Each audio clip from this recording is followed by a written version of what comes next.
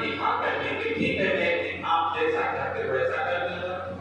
निश्चित समय जब आया, जिस तिथि को उत्तर देना था, जब वो तिथि आ गई तो आज संत महाराज जो है अपना वस्त्र उतार करके किसान को दे देते हैं और किसान अपना वस्त्र उतार करके संत को दे दिया। अब संत और किसान दोनों राजा के राजसभा में पहुंच जाते हैं। वहां राजा की जितनी प्रजा के जितने नागरिक हैं वह सब एकत्रित हुए होते हैं।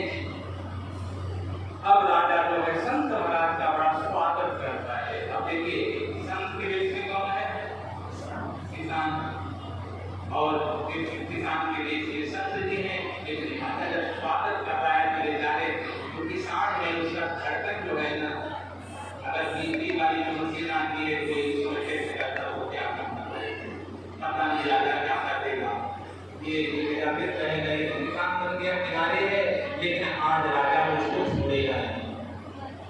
अब देखिए किसान को आसन दिया गया बैठने के लिए और महात्मा जी के जो ऐसे बना हुआ था वहां जाकर के बैठ जाते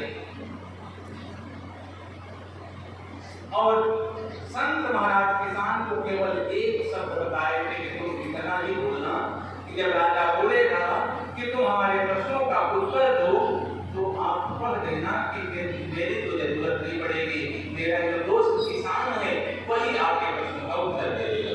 तुम इतना कर देना, बाकी मैं समझ लूंगा। अब किसान बेचारा आसन पे बैठा था, स्वागत हो गया, आसन दे दिया गया। तब राजा हाथ जोड़ करके कहता है महामन अब आप हमारे प्रश्नों का उत्तर दें। किसान कहता है ठीक है आप अपने प्रश्न करिए। तो राजा का सबसे पहला प्रश्न होता है कि ईश्वर एक है कि अनेक है। तब वो किसान रूपी संत खड़ा होता है, कहता है राजन आप जो प्रश्न कर रहे हो ना इसका उत्तर तो मेरा मित्र किसान ही दे देगा, हमारी जरूरत ही नहीं है। राजा बोला ठीक है जब आपका मित्र इसका उत्तर देगा तो मित्र दे दे। अब किसान जो है बैठ गया और सब जो किसान की होते थे वह खड़े हो गए। खड़े होकर के कहते हैं कि राजन आपने प्रश्न जो है बहुत उचित दिया है, लेकिन इसका उत्तर देने के लिए हमको कुछ प्रश्नों की जरूरत है। राजा कहते हैं ठीक है आपको क्या किया जाए?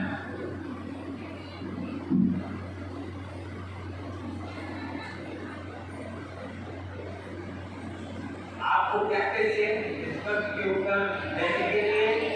तो किसान रूपी महात्मा कहते हैं कि एक थाली में बढ़िया सुंदर सुंदर जो सोने की मोहरें हैं वह आप हमारे लिए। तो राजा को जिनसे परेशान था उसको प्रश्न के उत्तर चाहिए थे, तो उत्तर पाने के लिए आदेश करता है कि सोने की मोहरें ले आई जाए। अब उस सेवक जो है एक थाली में सुंदर सोने की मोहर ला करके आते हैं और वह किसान को संत कहता है कि राजन अब आप इस सिक्कों की गिनती करिए। राजा एक मोहर को उठाता है और गिनती करना प्रारंभ करता है। तो क्या करता है? एक मोहर उठाया, दूसरे थाली में रखा और बोला एक। दूसरी मोहर को उठाया और क्या करता है? दो। संत रोक देते हैं राजा को, आपके हाथ में कितनी मोहर है? बोला एक। बोला आप कितने क्या रहे हो? बोले दो। बोले आप झूठ बोल रहे हो, आप हाथ में एक मोहर लेकर के बोल रहे हो दो। तो बोले बात ऐसी है कि गिनती का क्रम है, गिनती को आगे बढ़ाने के लिए एक के बाद दो, दो के बाद तीन, तीन के बाद चार, चार के बाद पांच बोला जाता है।